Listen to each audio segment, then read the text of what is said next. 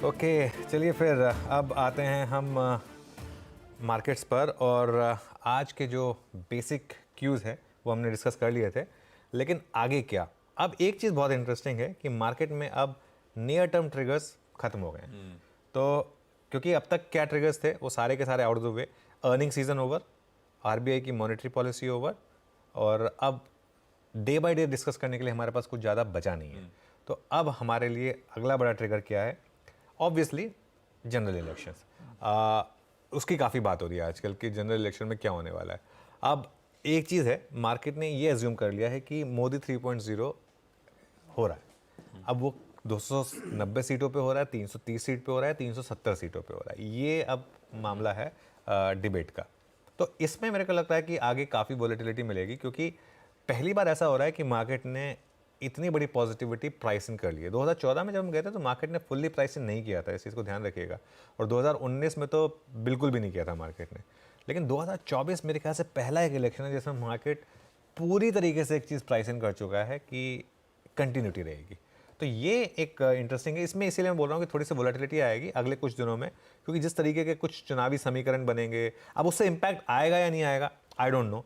लेकिन for example जैसे दिल्ली में हुआ या महाराष्ट्र में अगर कुछ हो जाए फॉर एग्जांपल, तो इससे थोड़ी सी मार्केट में अगले कुछ दिनों में वॉलेटिलिटी आ सकती है, स्पेशली क्योंकि 15 मार्च के करीब आई थिंक इलेक्शन अनाउंस होंगे शायद। तो उस हिसाब से यहाँ पर मुझे लग रहा है कि थोड़ी सी वॉलेटिलिटी रह सकती है। तो इस चीज़ का ध्यान रखें। और दूसरी चीज़ जो मैं ध्यान में रखूँगा यहाँ से, क्योंकि क्यूज़ का अभाव है, कि लीडरशिप कहाँ से आने वाली है मार्केट में। हमने कुछ आपको large cap versus mid cap दिखाया था, अब मैं आपको विद इन लार्ज कैप दिखा रहा हूँ। निफ्टी आईटी 2.6% ऊपर है इस महीने, निफ्टी बैंक 1.3% ऊपर है, और रिलायंस 4.3% ऊपर है। तो क्या लीडरशिप यहीं से रहने वाली है, रिलायंस और आईटी से, या ये निफ्टी बैंक चलेगा? क्योंकि निफ्टी बैंक में एचडीएफसी बैंक का इशू आ रहा है, वो अभी भी रैली को बिल्ड ऑन नहीं कर पा रहा है, अभी भी 52 वीक लो से सिर्फ 4% ही ऊपर है। ये दिक्कत का मामला मेरे ख्याल से बना हुआ है। मेरा जो व्यू है यहाँ से, अब मैं एक बेसिक व्यू दे रहा हूँ आपको, मेरा व्यू ये है कि यहाँ से मिड कैप और स्मॉल कैप में हर रैली में आप प्रॉफिट बुक करते रहें, जैसे वर्लपूल के प्रमोटर कर रहे हैं या जैसे कुछ और प्रमोटर कर रहे हैं कि भाई बहुत हो गया, थोड़े थोड़े पैसे आप बुक करते रहें।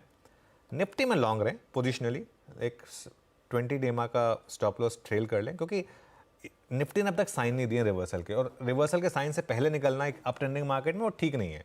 तो एक ट्रेलिंग स्टॉप लॉस रखें, 21,945 का है इस समय वो 20 डेमा, उसके हिसाब से तब तक मार्केट ठीक है। उसके तब तक आपको बने रहना, भले ही अनकंफर्टेबल लग रहा हो। एक दिन ऑब्वियसली मार्केट आपको बाहर निकाल देगा वो ट्रेलिंग स्टॉप लॉस लगा के, लेकिन वही ट्रेलिंग स्टॉप लॉस का जादू होता है। लेकिन मिड और स्मॉल कैप में मेरा व्यू अब ये है कि यहाँ से आप हर रैली में थोड़ी सी प्रॉफिट बुकिंग करें। भाई साहब, थोड़ी सी प्रॉफिट टेकिंग निफ्टी, लेकिन अब तक कोई साइंस दिए नहीं है। ट्रेंडिंग मार्केट्स है तो अपने ट्रेलिंग स्टॉप लॉसेस के साथ अभी भी तेजी की पोजीशंस में बने रहना बेहतर। ये पोजिशनली है। आज के बाजार का अप्रोच स्पेसिफिक जो है वो आगे लेकर आते हैं। ध्यान रखिएगा, इंपॉर्टेंट सेशन वैसे खड़ा हुआ है आज। एक्सपायरी से 2 दिन पहले वाला D-2 वैसे ही इंपॉर्टेंट है, और आज निफ्टी फाइनेंशियल सर्विसेज इंडेक्स की मंथली एक्सपायरी होनी है।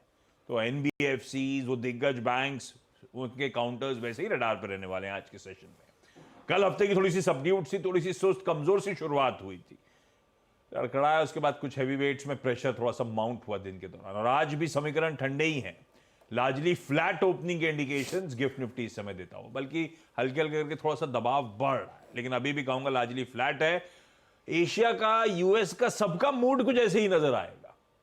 एशिया आज सुबह मिला जुला, लार्जली फ्लैट लाइन के आसपास कामकाज, थोड़ा थोड़ा जैसे सेशन प्रोग्रेस हो रहा है थोड़ी सी दबाव बढ़ रहा है। जो हैंडओवर ओवरनाइट मिला यूएस से, वहां पे भी लार्जली कंसोलिडेशन का कल दिन था।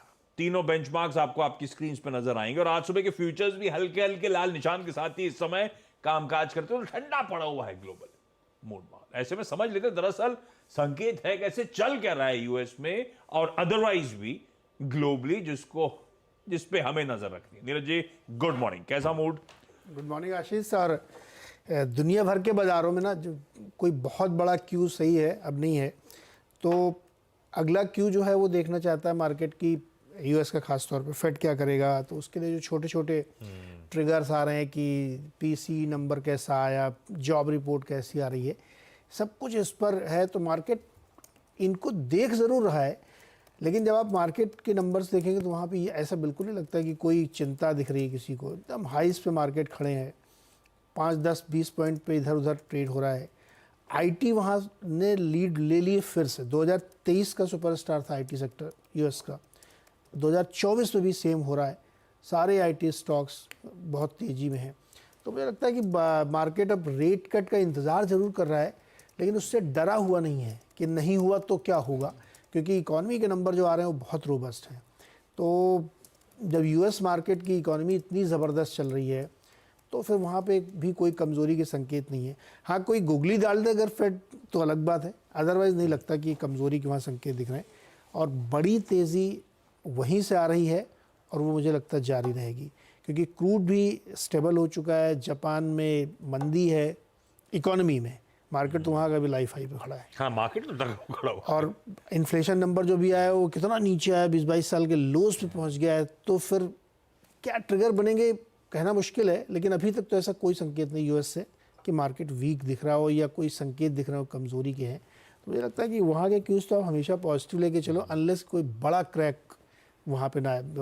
अब 5400 तक के टारगेट एसएनपी के दिए जा रहे हैं, 5100 पे एसएनपी पहुँच चुका है, रिकॉर्ड हाइज पे खड़े हुए हैं। रिकॉर्ड हाइस पे खड़े हुए। तो संकेत तो बढ़िया है। संकेत बढ़िया है भाई। रिकॉर्ड हाइस के आसपास थोड़ा सा कंसोलिडेशन लार्जली इस समय आपको नजर आएगा। इससे ज्यादा कुछ रीड थ्रू नहीं करना चाहिए जो ओवरनाइट क्यूज आए, और वही मूड पूरा एशिया और हमारे पीयर सेट्स और हम भी वैसे ही रिफ्लेक्ट कर रहे हैं। पर ये समीकरण आज के हैं, कल का पहले की भूमिका मान ली जाए। कल थोड़ा सा पस्त पड़, सबड्यूड की शुरुआत हुई थी, उसके बाद थोड़ा सा प्रेशर माउंट हुआ पहले इस हफ्ते के ट्रेडिंग सेशन में। पर समीकरण है कैसे? I am sure expiry related positioning चल रही है बाजार में एग्रेसिवली। ट्रेड सेटअप कैसा लग रहा है पहले वो समझ लेते हैं, उसके बाद निफ्टी बैंक के आज के स्पेसिफिक अप्रोच पे, लेवल्स पे आते हैं। सेटअप अब कैसा लग रहा है इस समय आपको? थोड़े से वार्निंग साइंस आपने मेंशन कर रहे थे कि कुछ सेटअप में भी ऐसा कुछ दिख रहा है क्या? सेटअप में अब तक फॉर्चुनेटली ऐसा कुछ है नहीं, लेकिन हाँ डीआईएस की बाइंग कम हो गई है काफ़ी। इनफैक्ट कल तो सेल नंबर आ गया, और देखिए वो ट्रैक रिकॉर्ड हमारा बना हुआ है। डीआईएस जिस दिन सेल कर रहे हो उस दिन मार्केट डाउन है, डीआई जिस दिन बाय कर रहा है उस दिन मार्केट ऊपर है। एफआई के ट्रेंड मिक्स्ड है, लेकिन डीआई का ट्रेंड एटलीस्ट इंटैक्ट है। जिस दिन डीआई ने सेल किया उस दिन मार्केट गिरा है, जिस दिन डीआई ने बाय करा है उस दिन मार्केट चला है। ये मार्केट में ट्रेंड एक इंटैक्ट है। इंडेक्स फ्यूचर्स में करीब करीब 531 करोड़ की बाइंग है एफआईएस के थ्रू, और स्टॉक फ्यूचर्स में 1005 करोड़ की बाइंग है। ये इंटरेस्टिंग है क्योंकि with in index futures bank Nifty में थोड़ी बाइंग शुरू हुई है। 478 करोड़ की बाइंग है बैंक निफ्टी में। और लॉन्ग शॉर्ट का जहाँ तक मामला है, अब हम नेट लॉन्ग की तरफ धीरे धीरे बढ़ रहे हैं। मेरे ख्याल से सीरीज़ खत्म होते होते हम नेट लॉन्ग हो जाएंगे। 5167 लॉन्ग जुड़े, 2754 शॉर्ट कटे, नेट अब 45-55 आ गया मामला। ध्यान रहे आपको, जब हमने सीरीज़ की शुरुआत की थी तो हम काफ़ी नेट शॉर्ट थे। आई थिंक 80% से ज़्यादा, 85% के करीब नेट शॉर्ट थे। इंडिया विक्स थोड़ा सा बढ़ा 4.19%, लेकिन अभी भी दिक्कत में मान नहीं है, 15.6 पर है। ये जब तक 17-18 पे है तब तक कोई दिक्कत नहीं है। तो इंडिया विक्स बढ़ा ज़रूर, लेकिन कोई ऐसा नहीं हुआ कि बहुत ज़्यादा आउट ऑफ द वैक हो गया। पुट कॉल रेशो 0.96 पर आ गया 1.02 से, वो भी न्यूट्रल जोन में है। और बैन से बहुत सारे स्टॉक्स बाहर आ गए, और आने भी चाहिए ना, वरना अगर आज नहीं आते तो फिर रोल ओवर नहीं होता। Hindustan copper, Biocon, GMR, GNFC, RBL bank, Ashok Leyland, PEL और पीवीआर आइनॉक्स। मेरे ख्याल से मैं लाइफ में पहली बार देख रहा हूँ इतने सारे स्टॉक्स एक साथ बैन से बाहर आ रहे हैं। और अभी भी बैन में है 5 स्टॉक, ABFRL, बलरामपुर चीनी, कैनरा बैंक, सेल और जी। तो सेटअप जो है वो न्यूट्रल है। ये मार्केट ना अभी कुछ टाइम के लिए डे ट्रेडर का है बेसिकली, तो उसी हिसाब से आपको अपने ट्रेड्स एडजस्ट करनी है। ब्रॉडर मार्केट में ध्यान रखिए, निफ्टी में तो खैर वो पोजिशनल ट्रेड अच्छी चल रही है अभी तक, जब तक वो आपको बाहर ना निकाले खुद। ये है सेटअप आज के सेशन के लिए। कुछ हद तक वो पोजिशनली निफ्टी की चर्चा तो ब्यूटीफुली हो चुकी है। क्या हो रहा है मार्केट्स में, ब्रॉडर मार्केट्स में किस तरह का थोड़ा सा डिस्ट्रीब्यूशन के पैटर्न्स ऑब्जर्व करने को मिल रहे हैं। निफ्टी का दमखम बना हुआ है, जब तक वहाँ पे कुछ साइंस ऐसे ना आए तब तक तो बाहर निकलने की कुछ गलती करनी नहीं है। पोजिशनली स्टॉप लॉस कहाँ लगाना है वो सब ब्यूटीफुली एक्सप्लेन्ड है। अब आज के सेशन का स्पेसिफिक अप्रोच एक बार समझ लिया जाए। समीकरण ऐसे हैं कि शायद गिफ्ट निफ्टी कह रहा है हम कल के क्लोजिंग लेवल्स के आसपास खुलेंगे। अगर वहीं खुल रहे हैं तो हमारा मूड मॉल कैसा, क्या वॉच आउट करना है, अप्रोच क्या रखना है निफ्टी में? अब आज लेवल बेस्ड अप्रोच रहेगी मार्केट में, क्योंकि मार्केट में ट्रिगर नहीं है, तो इसके लिए आपको आज लेवल बेस्ड काम करना। देखिए कॉन्ट्रैक्टिंग मार्केट है आज, बस एक चीज़ है, एक्सपायरी वीक है तो कुछ बीच बीच में वॉलेटिलिटी भले ही पॉसिबल हो, लेकिन आज प्योरली अपने आप को आप रेंज बेस रखें। पहली सपोर्ट आपको मिलेगी 22,065 टू 22,075, मतलब एक रेंज है 10 पॉइंट की। उसमें क्या है आपका, उसमें आपका 10 डेमा है और कल का लो है। कल का एग्जैक्ट लो वहीं था, वहीं से हम घूमे थे, तो ये इसके लिए पहला सपोर्ट है। और बड़ा सपोर्ट कहाँ पर है आपका, 21,945 टू 22,000। वहाँ पर क्या है आपका 20 डेमा 21,945 पर, और सबसे ज़्यादा पुट राइटर का जोन 22,000 पर। तो ये आपको एक लॉजिकल सपोर्ट मिल गए। S1 और S2 कह रहे हैं हम इनको। रेजिस्टेंस कहाँ पर है, पहला रेजिस्टेंस R1 22,202 पर, कल का हाई, और बड़ा रेजिस्टेंस 22,297 ऑल टाइम हाई। तो आपको करना क्या है, इसको हम S1 R1 और R2 कह रहे हैं। आपको स्मार्ट तरीके से S1 और R1 में ट्रेड करना है, और S2 और R2 को आपको स्टॉप बनाना है। S1 और R1 क्या है, S1 सपोर्ट, पहला सपोर्ट, R1 पहला रेजिस्टेंस।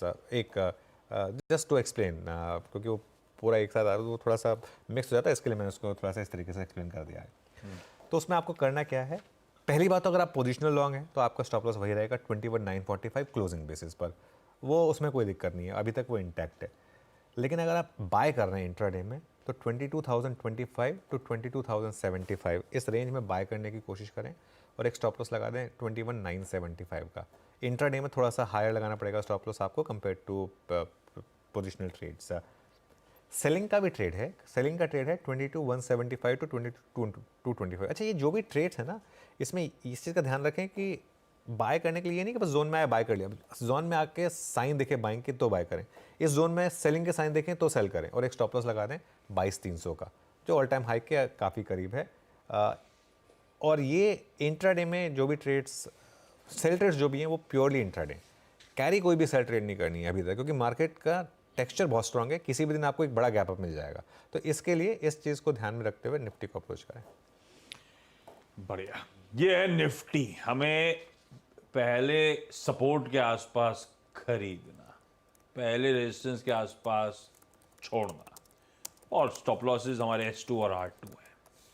कल के क्लोज के आसपास ऐसे मुझे तो खरीदने के मान, और 22,000 पे जो तगड़ा पुट राइटर्स का जोन है, या जो 20 डीमा बनता है 21,945 के आसपास, वो मेरे स्टॉप लॉसेस के जोन। Beautiful approach. ये होगा इंट्राडे में लेवल बेस्ड ट्रेडिंग। दोनों तरफ के लेवल्स प्रोड्यूसर साहब ने भी जैसे जैसे मेंशन हुए थे स्क्रीन पर रख दिए। निफ्टी बैंक, उसकी चर्चा हुई, HDFC बैंक के थ्रू चर्चा हुई कि अभी भी वो साइंस नहीं दिख रहे कि उसमें कुछ दमखम लौट पा रहा है। ऐसे में निफ्टी बैंक का भी एक बार अप्रोच समझ लिया जाए। कल मेरे ख्याल से आधे % के आसपास निफ्टी बैंक दिन के लोज पे जाके बंद होता हुआ नजर आया था। ये है मंथली एक्सपायरी की जब शुरुआत। आज तो खैर इंपॉर्टेंट दिन है, फिर निफ्टी में फिर वो सब आ जाएंगे, HDFC बैंक, ICICI बैंक। कैसा मूड यहाँ पे? देखिए, बैंक निफ्टी में वो जैसे कहते हैं ना, डार्ट वाली ट्रेड है, मतलब आप डार्ट फेंकें, बाय पे लगे लगा, वो बिल्कुल लग गया तो लग गया, वो वाली है। बाकी कोई अप्रोच, इंट्राडे चार्ट देखिए, मुझे बताइए किसी ने पैसा बनाया होगा इसमें? कहने को लोग कहेंगे हमने बनाया, अच्छी बात है, अगर आपने बना लिया तो आपको कुछ और करने की जरूरत नहीं है, आप बैंक आपका डार्ट से ही पड़ गया, बस बस। बाकी वरना कंफर्टिंग साइन है नहीं बैंक निफ्टी में, और वो इसलिए नहीं है क्योंकि जो हमको एक उस दिन एक व्यू मिला था HDFC बैंक में, जब हमने बात की थी वो 2,500 करोड़ की डिलीवरी बाइंग, उस दिन एक थोड़ा कंफर्ट आया था, वो पूरा का पूरा निकल गया। तो इसके लिए बैंक निफ्टी में ट्रेड्स जो भी हैं स्ट्रिक्टली इंट्राडे करें, और एक रेंज में करें। मैं रेंज बता रहा हूँ 46,200 टू 46,900। अब आप कहेंगे तो बहुत बड़ी रेंज है, बैंक निफ्टी में इतनी रेंज चलेगी? टेक्निकली ये 1.5% ही है, उससे 1.5% से भी कम है वैसे, ठीक है ना। तो उसमें ट्रेड करें आप, उसमें बाय जोन है 46,300 टू 46,400, एक बहुत टाइट स्टॉप लॉस के साथ 46,200। लग गया तो लग गया बाहर, और सेल ट्रेड है 46,800 टू 46,900, और उसमें एक स्टॉप लॉस लगाना है 47,000। लग गया तो लग गया, सिंपल है ये बैंक निफ्टी में। इसलिए मैं ज़्यादा टाइम लूंगा भी नहीं बैंक निफ्टी में, क्योंकि ट्रेड भी लिमिटेड ही है। मैं बिल्कुल ठीक, स्ट्रिक्टली इंट्राडे, और जो लेवल्स हैं, जो रेंज है, उसके अंदर अपना कामकाज करने की कोशिश करें। यह है निफ्टी बैंक का आज का अप्रोच। चिन्मय सिवास का मॉर्निंग पैनल मंगलवार को मदद करने के लिए भी आपको आपकी स्क्रीन पे रेडी होता हुआ नजर आएगा।